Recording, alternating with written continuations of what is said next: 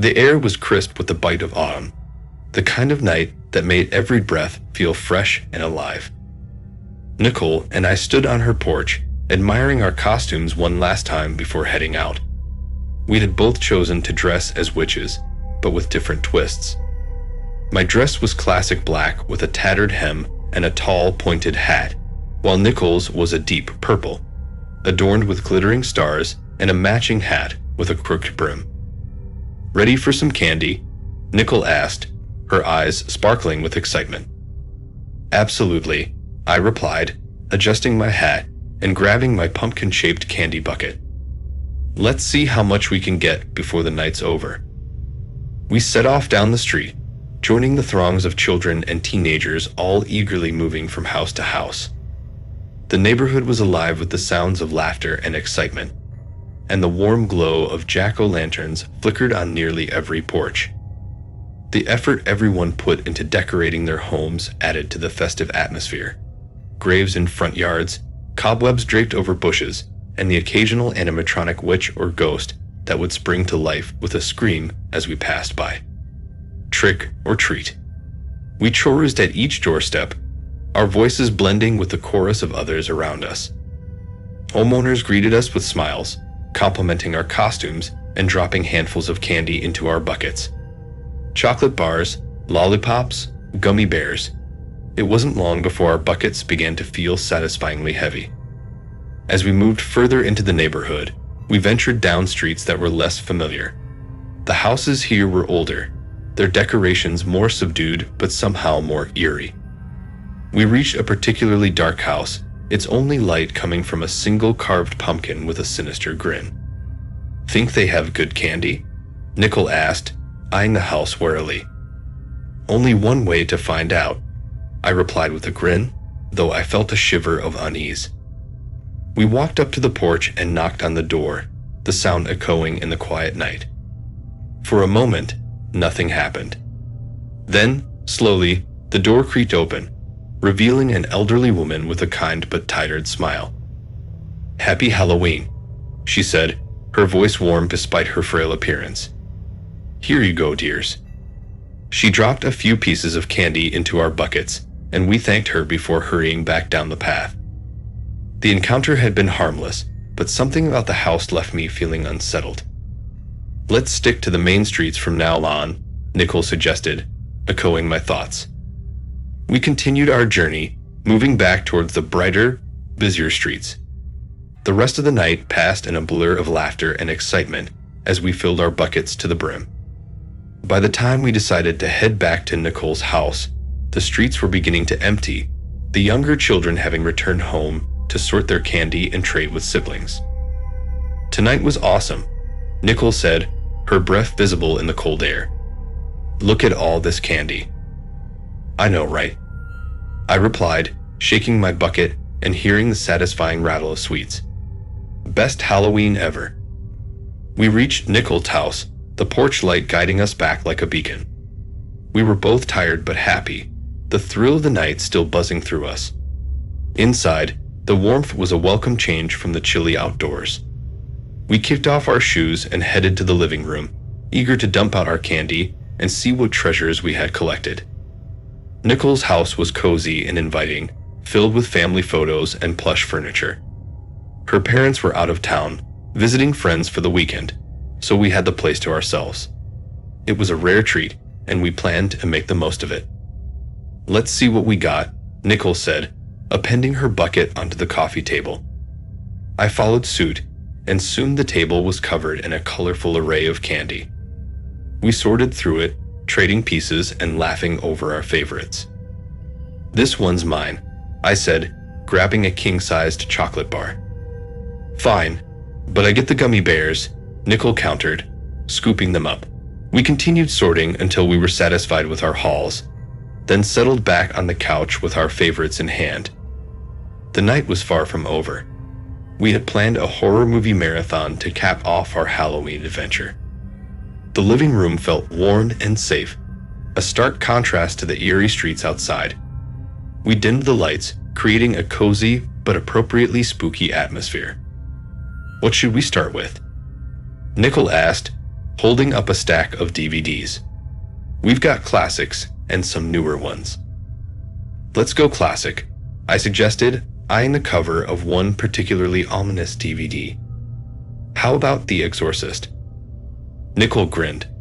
Perfect choice. Let's get scared out of our minds. As the movie progressed, the terror on screen began to seep into our minds. The chilling scenes made us jump, our nerves frayed by the relentless suspense. Every creak and groan of the house seemed amplified, blending with the movie's sound effects. I forgot how scary this movie is, Nicole whispered, clutching a pillow to her chest. Me too, I admitted, my eyes glued to the screen. It's even worse in the dark. We both screamed when a particularly terrifying scene unfolded, our voices echoing in the quiet room. Laughing nervously, we tried to shake off the fear, but the movie's grip was strong. By the time the credits rolled, we were both tense and jittery, our hearts racing. Nicole turned on a few more lights, the glow reassuring, but not enough to fully dispel the lingering dread. Okay, maybe we should pick something a little lighter next, she said, her voice trembling slightly. I need a break. Agreed, I said, though I was still too scared to move.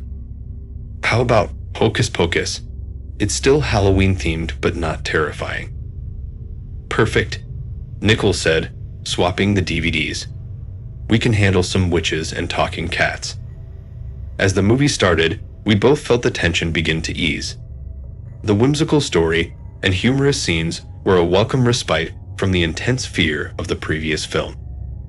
We laughed at the antics of the Sanderson sisters, the light-hearted fun restoring some of our courage. Halfway through the movie, we decided to make some hot chocolate. The kitchen was a safe haven, brightly lit and filled with the comforting smell of cocoa.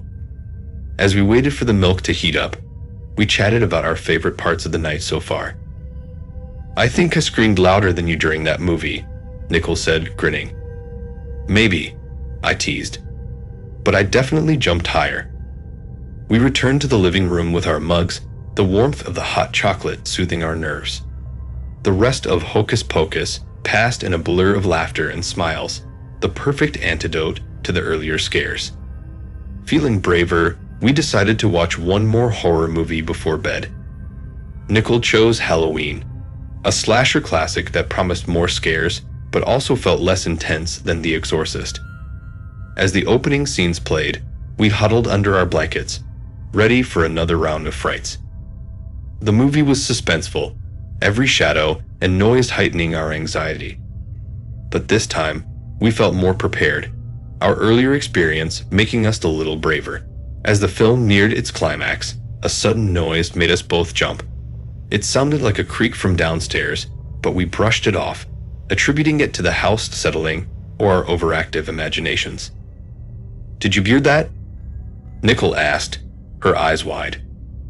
Probably just the house, I said, though I wasn't entirely convinced. Old houses make weird noises. We forced ourselves to focus on the movie, the final scenes drawing us back into the story.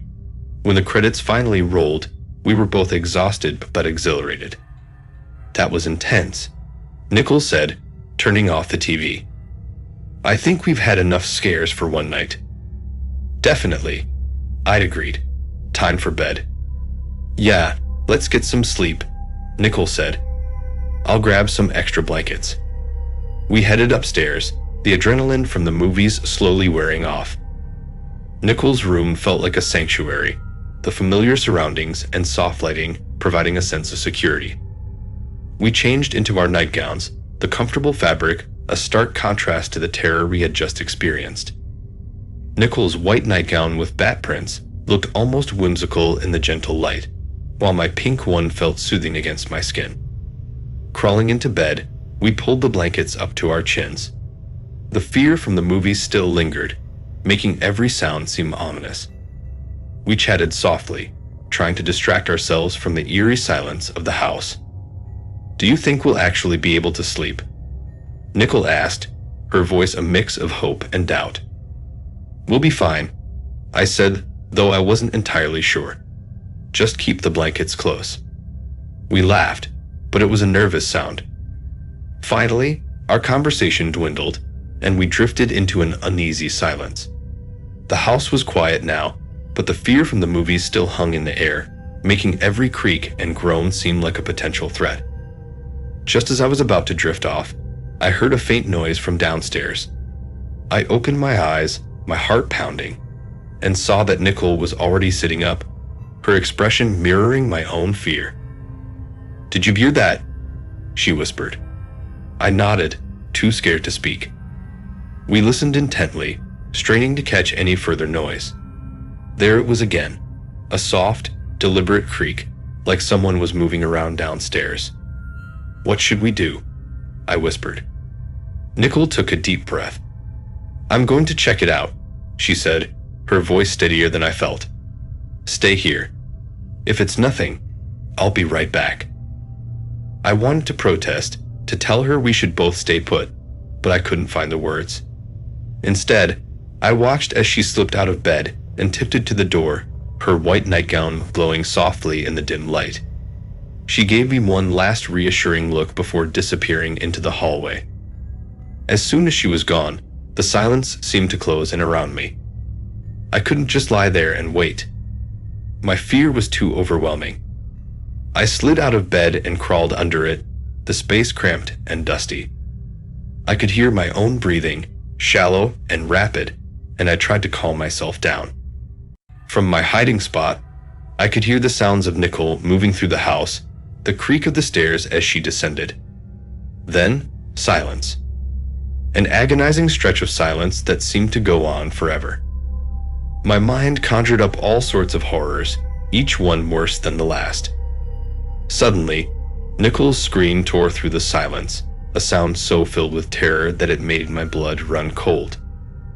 There was a loud crash, and then the unmistakable sound of the front door being thrown open.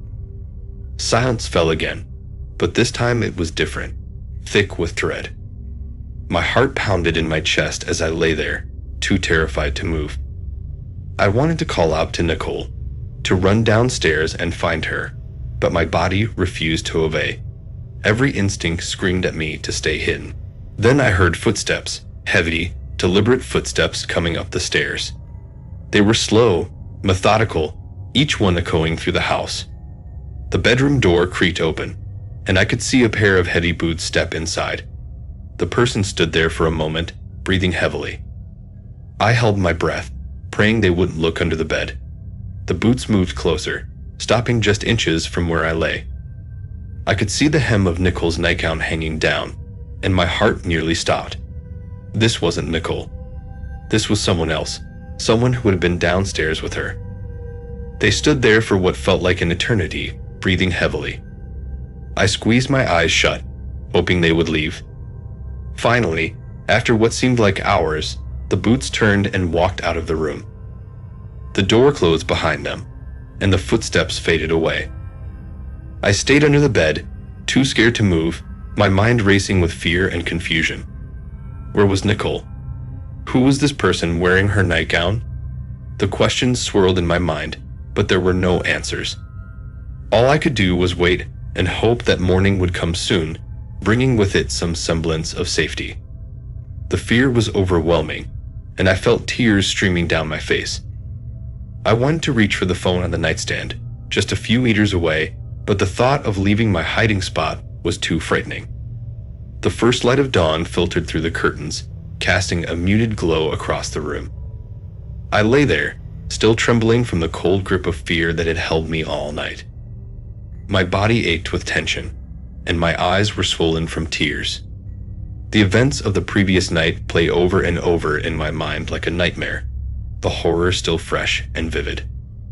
Forcing myself to move, I crawled out from under the bed. My muscles protested, stiff and sore from hours of tension.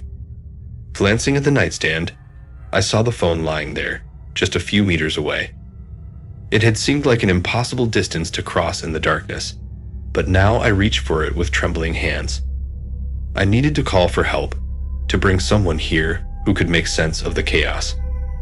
But before I could dial, the door burst open, and Nicole rushed in, looking disheveled but unharmed. Relief flooded through me, and I dropped the phone, rushing to her side. "Samantha, thank God you're okay," Nicole cried, enveloping me in a tight hug. Tears welled up in my eyes again, but this time they were tears of relief. "You too," I managed to choke out, clinging to her. "What happened? Are you all right?" Nicole pulled away and nodded, her eyes shining with tears. "I'm okay. I hid in the bushes behind the house all night. When it started to get light, I decided to come back. It was so terrifying," I whispered, shuddering at the memories of the night. "That person, he was wearing your nightgown." "I know," Nicole said, looking at me, her face pale. "When I tried to escape, I threw it in his face and ran to the door. I don't even know how I made it out." We sat on the bed, trying to calm ourselves and make sense of what had happened. Nicole quickly dialed 911 and began recounting the events of the night to the operator, her voice steady despite the shock. Within minutes, the police arrived. They searched the house carefully, examining every room for evidence. Nicole and I told them everything we knew, filling in each other's gaps. Nicole explained how she had gone downstairs and seen a man in a skull mask. She had tried to run, but in her panic, she knocked over a vase, alerting him to her presence. He caught her and, threatening her with a knife, told her to undress. She had the presence of mind to throw her nightgown in his face and escape, running into the bushes behind the house where she hid until morning. I shared how I had hidden under the bed, listening to his heavy breathing as he stood nearby. The police listened attentively, taking notes and asking questions. They assured us that we were safe now, but the fear still lingered. Later, they informed us that they had apprehended a man matching our description a kilometer from the house. He had been wearing a white nightgown with bat prints and a skull mask, running down the street with a knife in hand. "You're safe now," one of the officers said, trying to reassure us. "We've got him. He won't be able to harm you anymore." But despite their words, the sense of security was hard to regain. We were both physically and emotionally drained. "That was the most terrifying night of my life," I whispered. "I know," Nicole replied, squeezing my hand. "But we made it through." The police stayed behind to conduct further investigation and ensure our safety. We sat together, discussing what had happened and planning how to cope with the aftermath.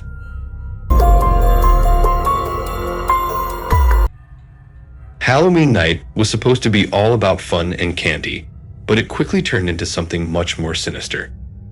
My best friend Stanley and I, Mickey, were out trick-or-treating, our bags already half full of sugary loot.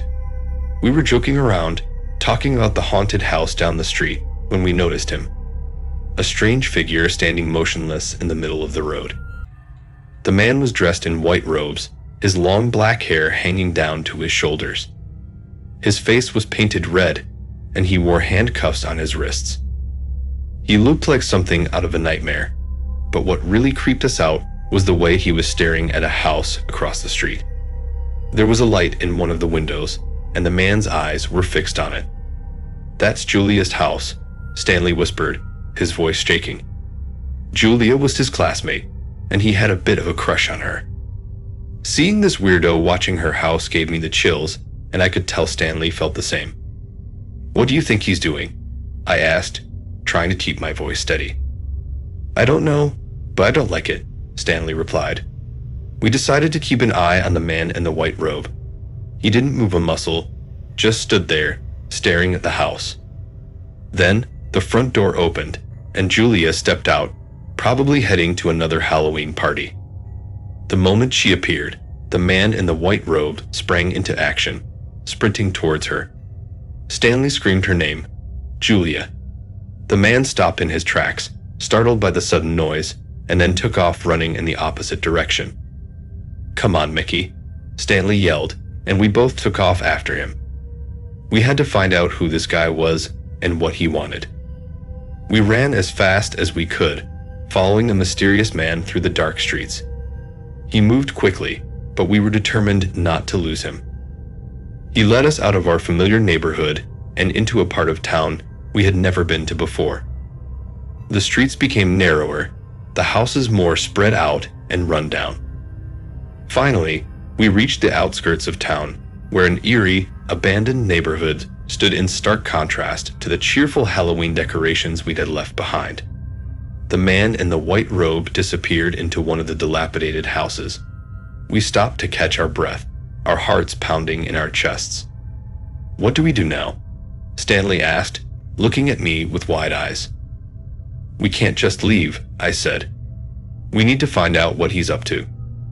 After about 10 minutes, the door opened, and the man in the white robe slipped out and vanished into the night. This was our chance. "Let's go," I whispered, and we made our way to the house. We climbed in through a broken window, trying to be as quiet as possible. Inside, the house was even creepier than it looked from the outside. Dust covered everything, and the air was thick with the smell of decay. It was clear no one had lived here for a long time. We started exploring, moving cautiously from room to room.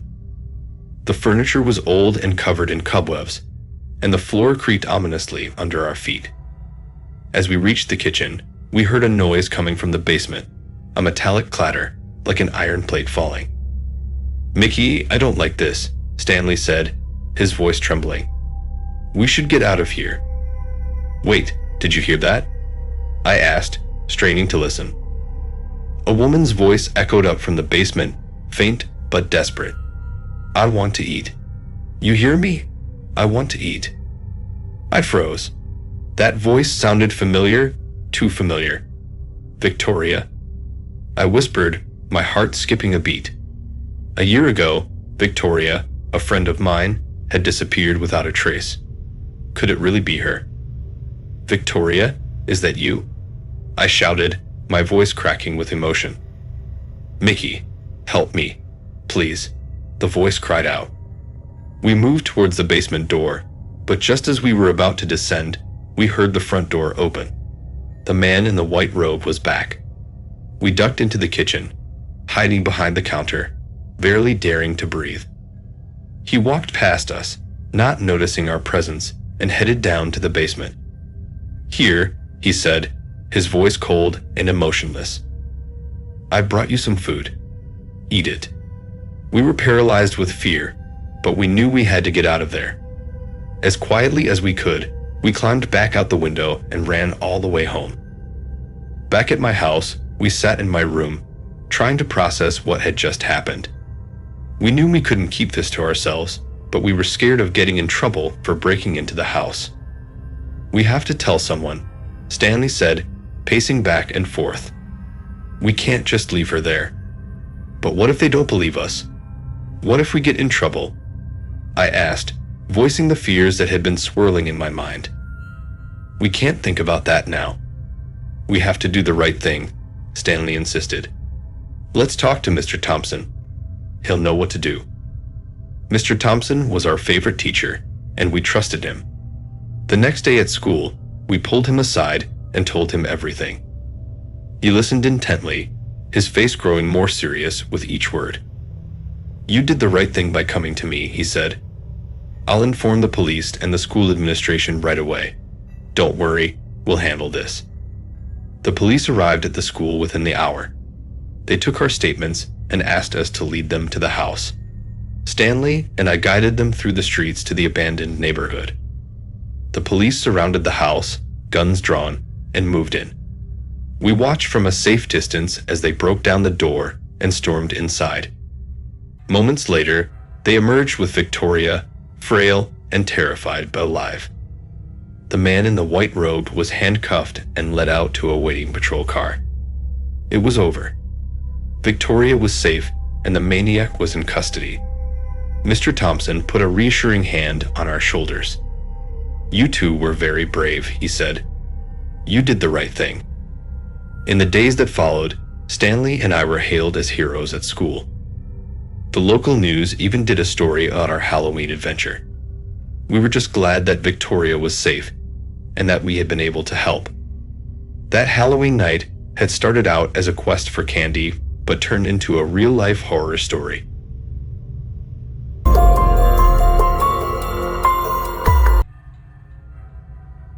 It was a crisp Halloween evening when we, a group of friends, decided to venture into the remote forest for a camping trip.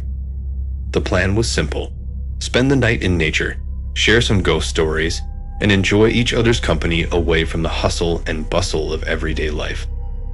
I, Bill, along with my girlfriend Diana, and our friends Sebastian and Anthony, arrived at the campsite just as the sun was setting. We set up our tents and gathered firewood. The excitement among us was palpable. The air was filled with the scent of pine and the sound of leaves rustling in the breeze. Once our camp was ready, we lit a fire and settled in for a night of fun. "I've got a story that'll send shivers down your spine," Anthony declared, a mischievous glint in his eyes. Diana leaned in closer, her curiosity piqued. "Let's hear it." With bated breath, we listened as Anthony spun a tale of haunted forests and vengeful spirits, each word carrying us deeper into the realm of the unknown. Roasting marshmallows over the open flame, we took turns telling scary stories. The flickering firelight cast eerie shadows around us, making even the most outlandish tales seem plausible. Laughter echoed through the trees, but as the night grew darker, an unsettling feeling began to creep in. It was during one of Anthony's particularly spine-chilling stories that Diana suddenly froze, her eyes fixed on something beyond the circle of light cast by our fire. "What's wrong?" I asked, following her gaze into the darkness. "I thought I saw something moving out there," she whispered, her voice barely audible over the crackling fire. Following her gaze, we all turned our flashlights towards the dense forest.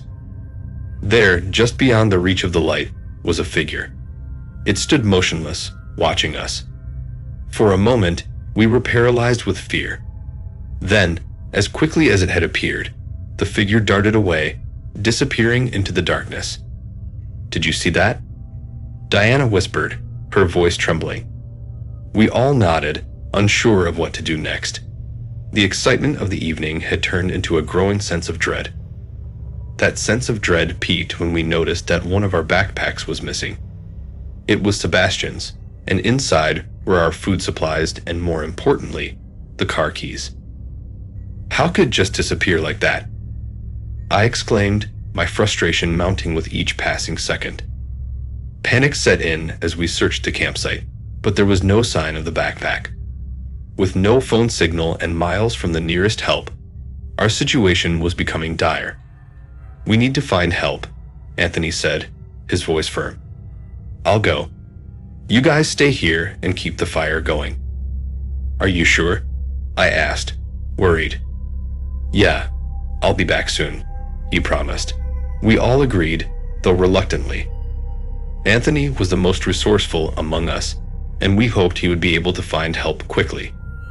We watched as he disappeared into the forest, the weight of our predicament settling heavily upon us. Hours passed with no sign of Anthony. Anxiety gnawed at us as we huddled around the dwindling fire. The night seemed to stretch on forever. Eventually, we couldn't sit still any longer. We decided to go looking for him, hoping he had found someone or at least a spot with cell service. As we ventured deeper into the forest, we stumbled upon an old, abandoned cabin. The sight of it sent chills down my spine. The windows were boarded up, and the door hung ajar, creaking eerily in the wind. "Let's check it out," Sebastian suggested, though he didn't sound convinced. Despite our fear, we approached the cabin. Inside, we found evidence that made our blood run cold. Old newspaper clippings about missing hikers, personal belongings scattered around, and crude maps of the forest. It was clear that this place had been the scene of something terrible. "Look at this," Diana said, holding up a newspaper. "A family went missing here last year." Desperation drove us to keep searching. Diana clung to my arm, her fear palpable, while Sebastian kept glancing around nervously. As we made our way through the dense underbrush, we heard a faint sound, like someone trying to call for help. "Did you hear that?" I asked, heart pounding. "Yeah, over there," Sebastian said, pointing. We followed the sound until we found Anthony. He was tied to a tree, gagged and clearly terrified. We quickly freed him, and he gasped for breath, eyes wide with fear. He was watching us all night, Anthony managed to say. He took me when I tried to find help. We need to get out of here. Now. Who? Diana asked, panicking. Who took you? I don't know, Anthony said, shaking his head. But he's dangerous. With Anthony weak but able to walk, we began our frantic escape. We moved as quickly as we could, the adrenaline pushing us forward despite our exhaustion. Every snap of a twig, every rustle in the underbrush sent waves of fear through us. As the first light of dawn began to break, we finally emerged from the forest onto a dirt road. Relief washed over us as we flagged down a passing car and explained our situation. The driver, shocked by our appearance, took us to the nearest town where we alerted the authorities. Despite a thorough investigation, the stranger was never found, and though the memory of that fateful Halloween would haunt us for years to come, we knew that we had emerged from the darkness strong,